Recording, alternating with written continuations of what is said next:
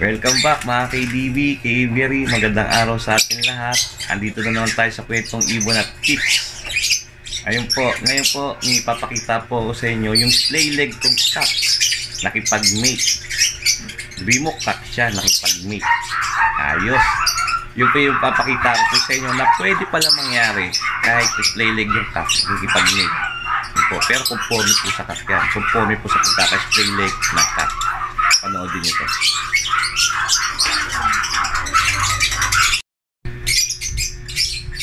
Oh, ayan guys, oh. Huling-huli. Yung cock dyan, play leg. Ayan, play leg po yung cock dyan. Pero ito po, nakapatong siya at pakikipag-mate. Ayan, oh. Oh, ito, pinaradic lang po natin to. Titingnan natin kung ang play leg po ba ay kayang umasta o magkaroon pa ng anak kahit cock. Pero sa hen ho, pwede ho yan sa hen. Pero sa cock, bihira lang ho. Conforme sa pagkaka-play leg ng cock. Pero ito, kitang-kita natin, oh. Huling-huli sa video. Ayan, oh. Ito po yung pinaradi ko lang po to. Gawa po ng ayoko masayang yung lahi ng ibon na to na dominant 5. Kaya binigyan ko siya ng partner. Ayan po, ang tagal, oh.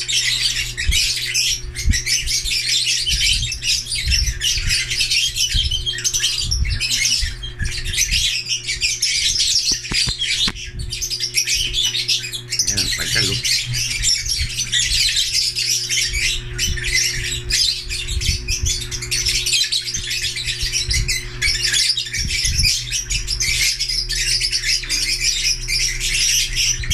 Ayan, yung ganyan katagal, pure ball na ho yan, pure ball. Ano lang ho yan, dominant 5 na pitcher. Ordinary yung normal na ibon, tapos pinaris ko sa ano, sa blue Ewing. Ayan, oh, tagal po nila, oh. Yun, natapos. Oh, ayan guys, ito po yung pinaradi ko na ano, na play leg na blue dominant 5. Tsaka dito sa Ewing, blue Ewing, tinitingnan ko kung kaya nitong kumasta o makipag-mate. Ayun, makipag-mate nga, nakita na ho natin. Dahil bata sobra tagal ho ng pag-mate nila, sure ball na mabubuo na ho yan. Kondisyon naman po mga to, na kondisyon ho natin. Ipapakita ko po sa inyo maigi na talagang spray leg po tong blue 5 na to. Ayan.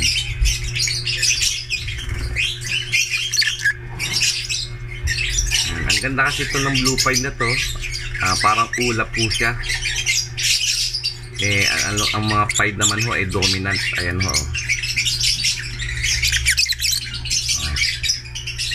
Play leg ho yan, play leg.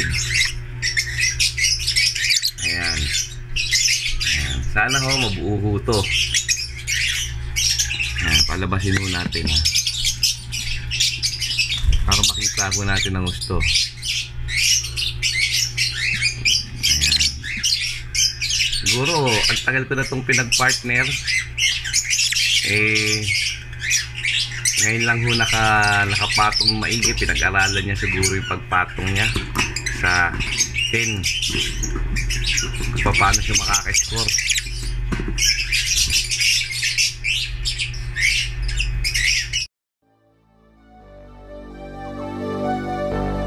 Fill me out with your smile, now the sunshine brings the light.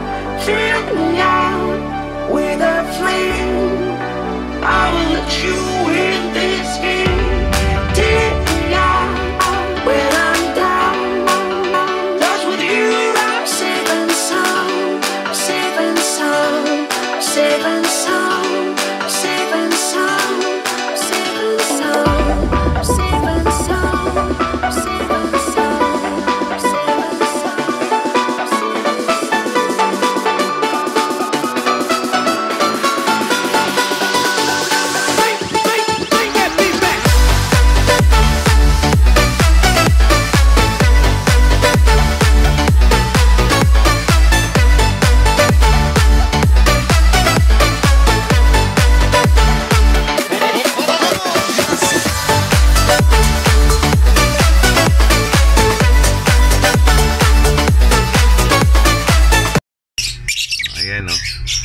Splay leg ho yan, splay leg. Nakakatuwa na kasi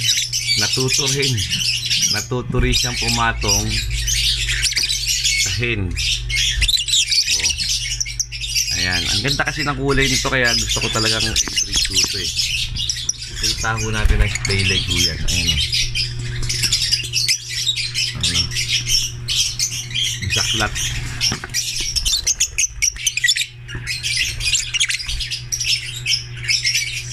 Ayan, ito ho ayaw na ho kasi ng ating kaibigan.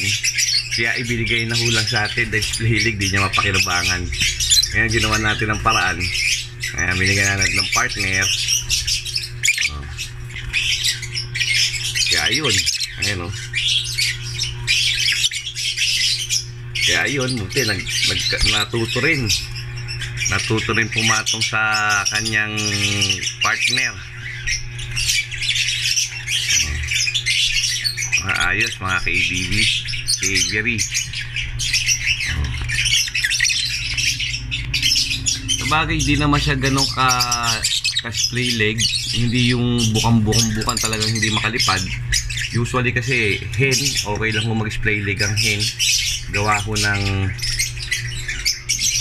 umuupo lang naman ho yun. Pero sa cock, napakahirap. Iba, hindi na ibinibreed.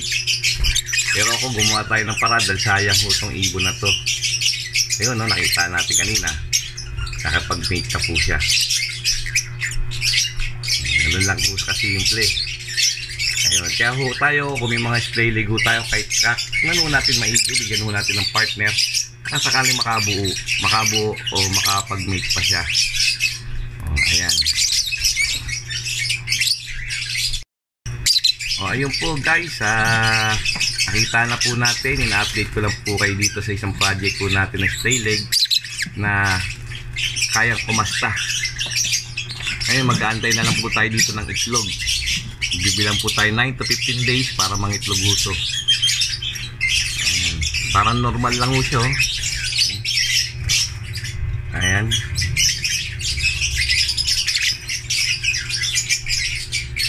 Ayan o. Sakang. Wow, parang siyang sakang. Okay guys, hanggang dito na lang po muna ho tayo. In-update ko lang po itong nagkakastahan kong splay leg at itong blue Ewing. Sana magkaroon ng itlog siya, mag-fertile yung mga itlog at para magkaroon ng lahi dito. Ayan. Okay mga KDB, sana po i-share nyo itong video para magkaroon po tayo ng kaalaman ng ating ibang mag-iibon o yung mga newbies. At sana po, huwag nyo kakalimutan mag-like, share at subscribe. At pakipindot na rin ang notification bell para lagi tayong updated sa mga susunod kong video. Ayan, maraming salamat po at God bless.